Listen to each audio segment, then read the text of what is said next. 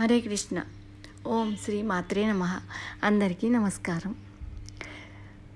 మీకు నా వీడియోలు నచ్చితే ఒక లైక్ చేసి మీ ఫ్రెండ్స్కి షేర్ చేయండి. అలాగే ఒక చిన్న కామెంట్ చేయండి. దయచేసి వీడియోని స్కిప్ చేయకుండా పూర్తిగా చూడండి. అయితే ఈరోజు మనం చల్లంగి అమావాస్య గురించి తెలుసుకుందాం. చల్లంగి అమావాస్య చాలా శక్తివంతమైనది. ఈరోజు చేసే పనుల్లో తగిన జాగ్రత్త తీసుకోవడం అవసరం.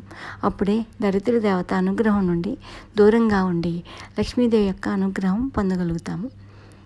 చల్లంగి అమావాస్య రోజు చేయకూడని పనుల గురించి శాస్త్రం స్పష్టంగా తెలియజేస్తుంది. శాస్త్రానికి విరుద్ధంగా నడుచుకుంటే దరిద్రం పట్టి పీడిస్తుంది. మరి చల్లంగి అమావాస్య రోజు చేయకూడని పనుల గురించి తెలుసుకుందాం.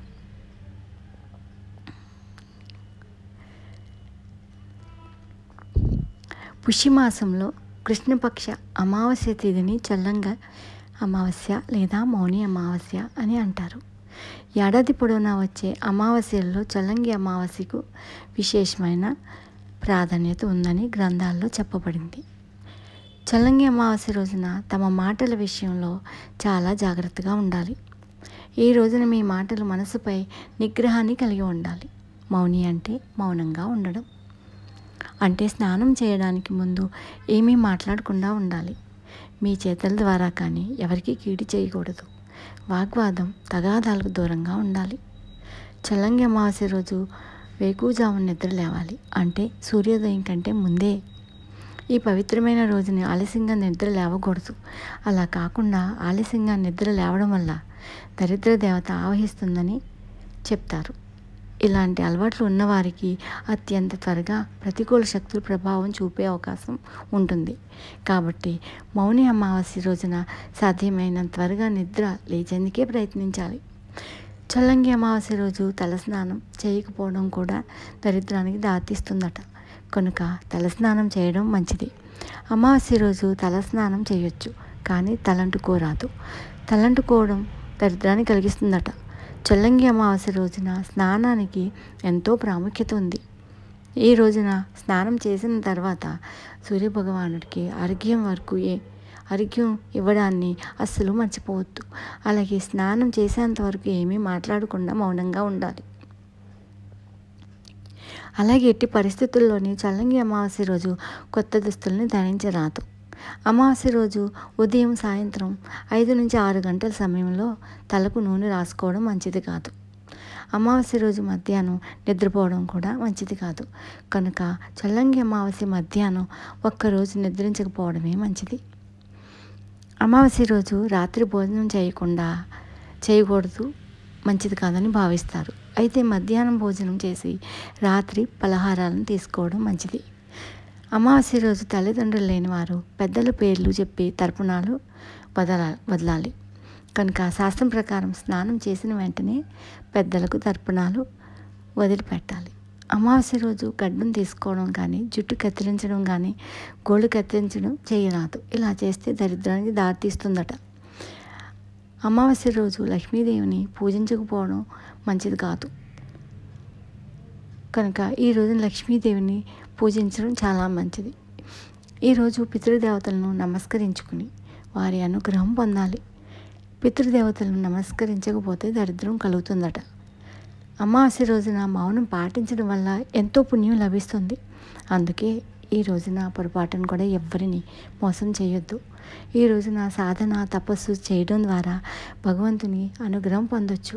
ఈరోజు మీరు ఏదైనా తప్పుడు పని చేస్తే అనేక పాపాల్లో భాగస్వామి కావాల్సి వస్తుంది.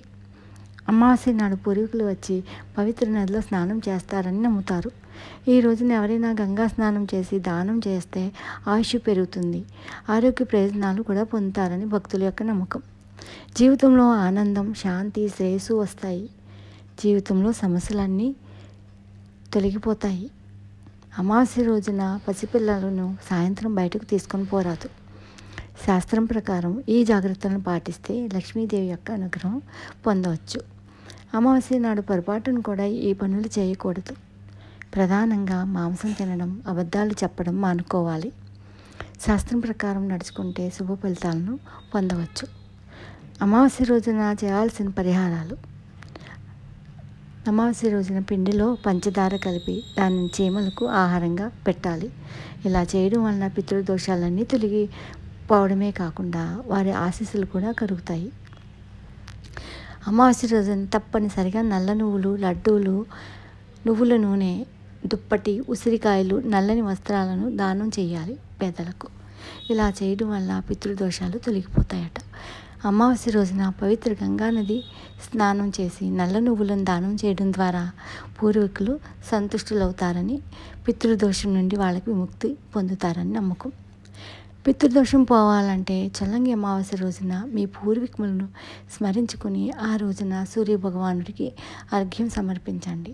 అంతేకాకుండా రాగి పాత్రలో నల్ల నువ్వులు, ఎర్రటి పువ్వులను నీటిలో కలిపి ఈ నీటితో సూర్యభగవానుడికి సమర్పించండి. ఈ రోజున రావి చెట్టుకు తెల్లటి మిఠాయిలను సమర్పించి చెట్టుకు 108 సార్లు ప్రదక్షిణలు చేయండి. ఇలా చేయడం వల్ల మీ పూర్వీకులు ఆశీస్సులు మీకు లభిస్తాయి.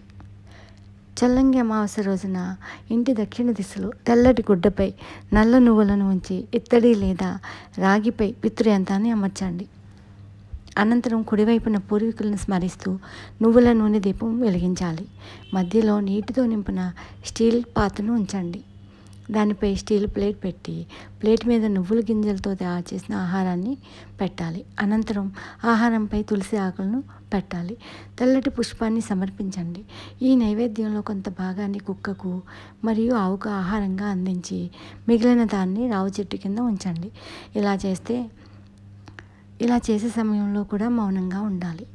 దీర్ఘకాలిక రోగాలతో బాధపడేవారు ఈరోజు తప్పనిసరిగా చేయవలసిన ముఖ్యమైన పనులు.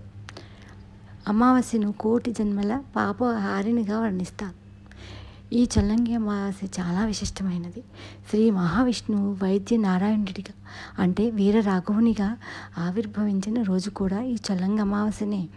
అందుకే ఈ రోజున మనం ఎంతో భక్తి శ్రద్ధలతో విష్ణువుని పూజిస్తాము. అంత చక్కని ఫలితం వస్తుందని శాస్త్రం చెప్తుంది. ఈ అమావాస్యకి రోగహారణ శక్తి ఉంటుందని మన పెద్దలు చెప్పి ఉన్నారు. అలానే ఎవరైనా దీర్ఘకాలిక వ్యాధులతో బాధపడుతుంటే ఈ చల్లంగి అమావాస్య నాడు ఒక ప్లేట్ తీసుకొని చక్కగా కొంచెం బియ్యం పిండి, పంచదార చూర్ణం చేసుకోవాలి. దానికి కొంచెం యాలకుల పొడి కలిపి ఆవు నెయ్యి వేసి విష్ణు సహస్రనామం పారాయణం చేస్తూ దీపం పెట్టాలి. అలా దీపం పెట్టిన పదార్థాన్ని దీపం కొండెక్కిన తర్వాత దాన్ని ఇంట్లో ప్రతి ఒక్కళ్ళు ప్రసాదంగా తీసుకోవడం వల్ల చాలా మంచి జరుగుతుంది. అలానే రాళ్ళు, ఉప్పు, బెల్లం ఎవరికి వారు 3 దిష్టి తీసుకునే విధంగా తిప్పుకుని దాన్ని ఒక నీటి కలసంలో కానీ నీటి పాత్రలో కానీ వేయాలి. ఇలా వేయడం ద్వారా దృష్టి దోష ప్రభావం తగ్గుతుందట. అపమృత్యు దోషాలు సైతం తగ్గుతాయట. ఇలా ఇంట్లో వాళ్ళందరూ చేయవచ్చు. లేదా దీర్ఘకాలిక వ్యాధులతో బాధపడుతున్న వారు కూడా ఇలా చేస్తే మంచి ఫలితం లభిస్తుందట. ముఖ్యంగా దీర్ఘకాలిక వ్యాధులతో బాధపడేవారు ఈ అమావాస్యను చేస్తే మంచి ఫలితం అయితే ఉంటుందట.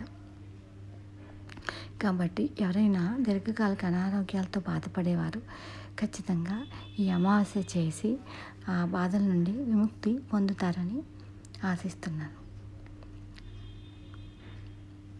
అందరికీ నమస్కారం. అందరూ చేయాలని కోరుకుంటున్నాను.